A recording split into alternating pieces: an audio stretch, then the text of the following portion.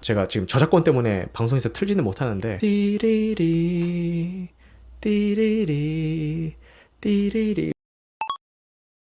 동명의 소설을 원작으로 하는 2001년 영화 냉정과 열정 사이를 감상을 했습니다. 소설이 국내에는 2000년에 출간이 됐던데 요 시기가 그 일본 대중문화 개방이 단계적으로 이루어지던 그때로 기억을 하는데, 이 일본 문학과 영화에 대한 관심이 한참 높았던 그런 시기였어요. 이때쯤 해가지고 이런 소설들이 되게 유행을 하기 시작을 해서 너도 나도 막 다 유행처럼 읽었던 그런 기억이 있고, 이때만 해도 뭐 스마트폰이 있어 뭐가 있어 뭐 없잖아요. 그러다 보니까 더 이제 사람들이 많이 이런 책을 봤던 그런 시기였던 걸로 기억을 합니다. 저는 군대에서 이 작품을 읽었는데 뭐 사실 고백하자면은 이제 와서는 내용 기억 하나도 안 나고요. 지난주에 러브레터도 받겠다, 그리고 우리 애청자이신 브래드 디카프리오 님의 요청도 있겠다 해서 겸사겸사 넷플릭스를 통해서 감상을 했습니다. 원작 소설은 에쿠니 가오리가 아오이의 관점으로 집필한 소설과 그 츠지 히토나리가 준세이의 관점으로 집필한 책 총 2권으로 이루어져 있습니다. 영화는 이 구조를 그대로 가져오기가 어렵기 때문에 주로 남자 주인공인 준세이의 시점으로 이야기가 전개가 되고, 중간중간 이 여자 주인공인 아오이의 시점도 들어가 있는 그 정도로 각색이 됐더라고요. 이러한 각색 과정에서 소설의 내용이 일부 누락되거나 변경이 되었고, 거기에 대해서 원작 팬들 사이에서는 아쉬움의 목소리도 있었다고 하더라고요. 그 부분에 대해서는 뒤에 좀 더 자세하게 이야기를 해보겠습니다. 어차피 오래된 작품이니까 스포일러를 포함해서 줄거리를 요약을 해보자면은, 남자 주인공인 준세이는 이탈리아 피란체에서 그 미술품 보건사로 일을 하고 있습니다. 여자 주인공인 아오이는 이탈리아 밀라노에서 지내고 있는데, 이 둘은 과거에 연인 사이였어요. 근데 알고 보니까 이 부유했던 준세이의 집안에서 이 아오이가 준세이의 집안 재산을 노리고 접근한다라고 오해를 해서 준세이 몰래 아오이에게 접근해서 이제 둘을 헤어지게 만들었습니다. 영문도 모르고 이별을 경험했던 준세이가 나중에서야 진짜 헤어지게 된 이유를 알게 되고 아오이에게 사과의 편지를 보내게 됩니다. 이 편지로 인해서 두 사람은 과거에 있었던 그 약속을 떠올리게 되는데, 아오이의 30번째 생일에 피렌체에 있는 두오모 성당에서 만나기로 했던 그 약속이었죠. 결국 약속한 시간과 그 장소에서 그 둘은 재회하게 되고 하룻밤을 보내면서 과거의 감정을 되새기게 되지만, 아오이는 다음날 아침 준세이를 떠나게 됩니다. 그렇게 떠나는 아오이를 준세이가 쫓아가게 되고, 기차역에서 아오이를 향해서 환한 미소를 지으며 영화가 끝이 나게 됩니다. 제가 지난주에 러브레터를 이야기하면서 러브레터가 멜로 영화인 줄 알고 보는 사람들이 많은데, 사실은 상실을 다룬 영화라고 말씀을 드렸잖아요. 멜로 감성을 진짜로 원하시는 그런 분들은 이 작품을 보신다면 충족이 될 것 같습니다. 운명적인 만남과 이별, 오해로 인한 갈등, 시간이 지난 후에 재회, 요런 멜로 장르의 요소들을 다 포함하고 있는 그런 작품이라서 멜로 영화의 팬분들이라면은 기대를 충분히 충족시켜줄 수 있는 작품인 것 같다라는 생각이 들었습니다. 일단 눈과 귀가 즐거워요. 이것만 해도 멜로물로서는 반 이상은 먹고 들어간다고 생각을 합니다. 이 이탈리아의 아름다운 풍경들을 카메라에 정말 잘 담았고요. 이 영화 재생 중에 아무 곳에서나 멈춰놔도 액자에 걸어도 될 만큼 화면이 정말 예쁩니다. 피렌체의 건물들, 두오모 성당의 웅장한 모습, 뭐 아르노 강가의 풍경, 이런 것들이 저는 사실 국내 여행이든 해외 여행이든 떠나면은 저는 관광지보다는 휴양지를 선호하는 편이거든요. 근데 이거를 보고 있으니까 와, 저기는 한번 좀 가보고 싶다 이런 생각이 들기는 하더라고요. 음악도 너무 좋았는데, 부끄러운 이야기지만 솔직히 고백을 하자면은 더 훌 나인 야르드라는 그 대표적인 곡이 있습니다. 저는 이 곡이 영화 내내 나오는데 원래 있는 클래식 곡을 삽입곡으로 쓴 줄 알았어요. 왜냐면은 이 곡들이 너무 귀에 익은 곡들인 거예요. 왜 이렇게 자꾸 클래식을 가져다 써?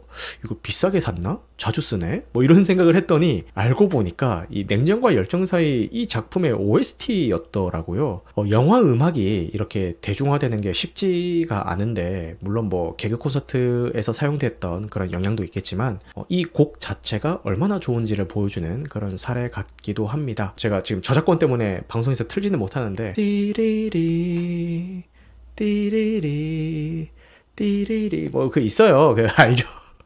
고곡 맞습니다. 그리고 남자 주인공인 준세이를 연기한 타케노우치 유타카 배우가 너무 잘생긴 거예요. 2000년대 그때 유행했었던 패션 중에서 이 니폰 스타일이라는 게 있습니다. 저랑 동년배이신 분들은 다 기억하실 텐데 뭔가 전반적인 이 외모가 딱 그 시대의 전형적인 그 니폰 스타일의 멋쟁이 느낌이 딱 나더라고요. 촬영 당시에 30살이었다라고 하던데 그때가 그 배우의 리즈 시절이 아니었나 싶습니다. 여자 주인공인 아오이는 이제 일본 배우가 아닌 홍콩 배우인 진혜림 배우가 연기를 하는데 여기서부터는 좀 아쉬운 이야기를 해야 될 것 같습니다. 솔직히 저는 미스캐스팅이었다라는 생각이 들고 외모나 연기력의 문제가 아니고 언어의 문제인데요. 이름이 아오이면은 누가 봐도 일본 사람이잖아요. 근데 일본어 대사 분량이 극히 적어요. 어차피 영화의 배경이 이탈리아니까 뭐 굳이 일본어 안 써도 문제될 게 없지 않냐 뭐 이렇게 말씀하실 수도 있는데 같은 일본 사람들끼리 만났을 때 이야기할 때는 일본어를 쓰는 게 더 자연스럽지 않나요? 저만 그렇게 생각을 하나요? 일본 사람들끼리 대화를 하는데도 굳이 영어로 막 이야기하고 있으니까 몰입감이 좀 깨지는 부분이 있더라고요. 왜 굳이 이 아오이에게 중국인 혼혈이라는 설정까지 넣어가면서 이 홍콩 배우로 캐스팅한 건지는 속사정은 알 수는 없지만 덕분에 중간중간 몰입이 깨지는 그런 구간이 있었던 것 같아요. 자연스럽게 아쉬운 점에 대해서 좀 이야기를 이어나가 보자면은 아무래도 원작 소설은 이 남자 시점과 여자 시점으로 각각 다뤄져 가지고 보다 섬세한 묘사가 가능했는데 영화화가 되면서 각색을 하다 보니까 그 섬세함을 좀 못 살렸다라는 느낌이 있습니다. 사실 원작을 읽은 지 워낙 오래됐다 보니까 세세한 내용까지는 다 기억이 나진 않는데 이 원작이 좋았던 이유가 남자든 여자든 한쪽의 시점을 먼저 쭉 보고 나서 다른 쪽의 시점으로 같은 이야기를 읽을 때에 이때 사실은 이랬던 거였어? 이때 얘는 이런 생각을 하고 있던 거였어? 이런 생각이 드는 그런 쾌감이라고 해야 될까요? 같은 사건을 각기 다른 인물들의 시점으로 바라볼 수 있다라는 그런 독특한 점이 좋았는데 영화화가 되면서 그 포인트를 못 살렸다라는 게 다소 좀 아쉬운 부분이긴 했습니다. 지금부터 이야기할 게 제일 아쉬웠던 부분인데 아니 원작과는 다르게 각색을 한 거잖아요. 근데 기왕 각색을 할 거면은 준세이 작업실에 있었던 그 선생님과의 에피소드는 덜어내거나 유하게 완화시켰으면 좋지 않았을까 그런 생각이 들어요. 굳이 준세이가 그 작업실 선생님의 누드 모델을 했다라는 그 부분을 이 각색을 했는데 굳이 살려둘 필요가 있을까라는 생각이 들었어요. 물론 영화가 전개되다 보면은 그 선생님이 준세이에 대한 이 질투심으로 인해서 어떤 사건을 벌이잖아요. 그 사건을 묘사하기 위한 장치라고도 할 수 있을 것 같긴 하지만 그렇다고 해서 굳이 누드 모델을 한다는 그 설정이 나중에 벌어질 그 사건을 고려를 하더라도 굳이 필요했나? 뭐 각색한 마당에 좀 튀는 그런 느낌? 그리고 준세이 곁을 맴도는 그 매미라는 인물이 있습니다. 원작에서는 좀 짠했던 인물로 기억을 하거든요. 근데 여기서는 그냥 징징이가 되어 있더라고요. 준세이에 대한 순수한 사랑과 자신의 불안정했던 가족관계로 인해서 상처를 가진 인물로 소설에서는 그렸던 걸로 기억을 하는데 여기서는 거기에 대한 묘사가 없으니까 그냥 쟤는 왜 저렇게 찡찡거려? 뭐 이 정도로만 보게 되더라고요. 물론 뭐 영화의 러닝타임의 제약도 있고 주인공 커플에 초점을 맞추려는 의도 때문에 굳이 불필요한 서사는 좀 덜어냈다라는 생각이 들긴 해요. 영화의 전반적인 내용을 보자면은 이 매미가 찡찡이든 짠한 사람이든 크게 상관이 없기는 해요. 근데 차라리 이 작업실 선생님 분량을 좀 줄여버리고 이 매미가 최소한 이런 찡찡이로만 안 보여줄 수 있는 그런 요소들을 좀 더 넣어주지라는 생각이 들었습니다. 이것도 각색 과정에서 발생한 이 캐릭터 묘사 부족이 아니었나라는 그런 아쉬움이 좀 있더라고요. 근데 이런 아쉬움이 있는데 말 그대로 그냥 아쉬웠다라는 거지 뭐 그렇다고 해서 이 영화가 되게 못 볼 영화다 이건 아니고 다시 한번 말씀드리지만 멜로물을 좋아하시는 분들은 충분히 만족스럽게 보실 수 있는 그런 작품입니다.